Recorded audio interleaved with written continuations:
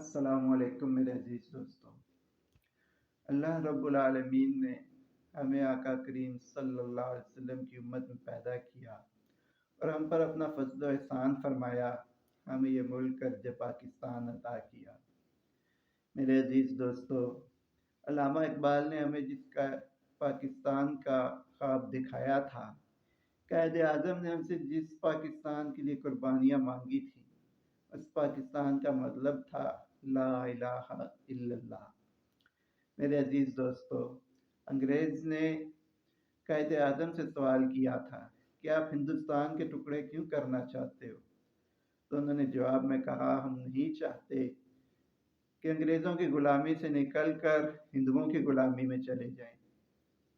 मेरे भाइयों, एक मौके पर परचम सितारा और हिलाल उठाए एक बच्चे को देखकर कायद ने उससे पूछा था कि बेटा, तुम पाकिस्तान क्यों चाहते हो?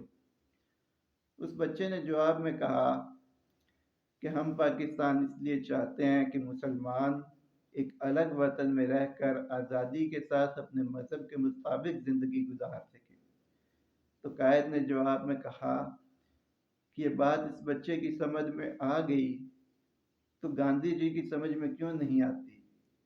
मेरे भाइयों, आज हम अपने मुल्क के हालात की तरफ गौर करें, इस तरफ तवज्जो दें, अल्लाह रब्बुल आलमीन के अहकामात पर हम कितना कुछ अमल कर रहे हैं।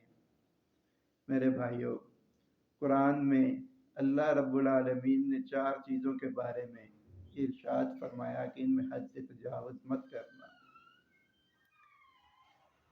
चोरी, ज़िना, शराब नोशी और तोहमत।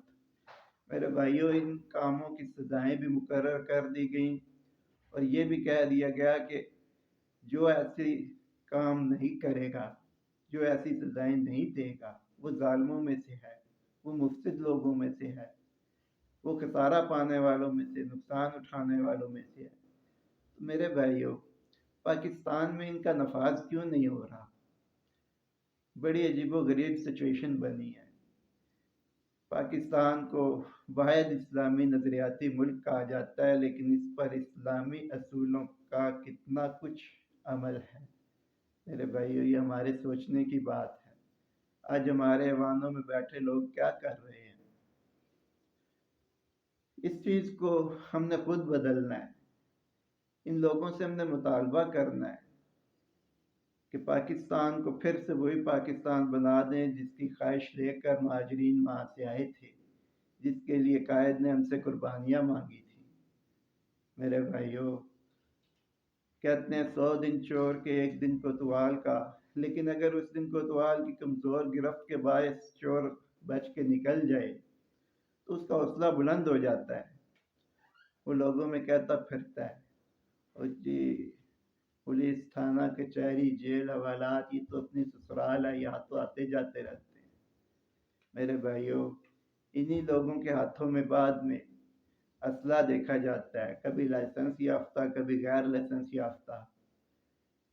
ये लोग कौन हैं? ये वही लोग हैं जो जेलों से बच कर आए हैं। मेरे भाइयों,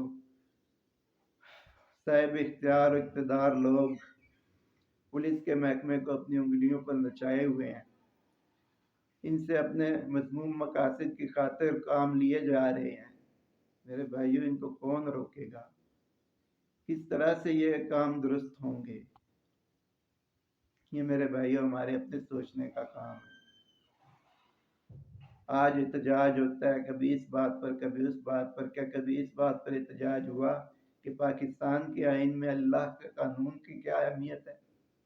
मेरे भाइयों, अल्लाह के कानून की अहमियत भी होनी चाहिए। जो अल्लाह ने अहकामात नाफिज किए हैं, उन पर अमल होना चाहिए। मेरे भाइयों, इसी में हम कामयाब हो सकते हैं। आप देखते रहिए मेरे साथ यूट्यूब पर मेरी आवाज़ 87। अस्सलाम वालेकुम।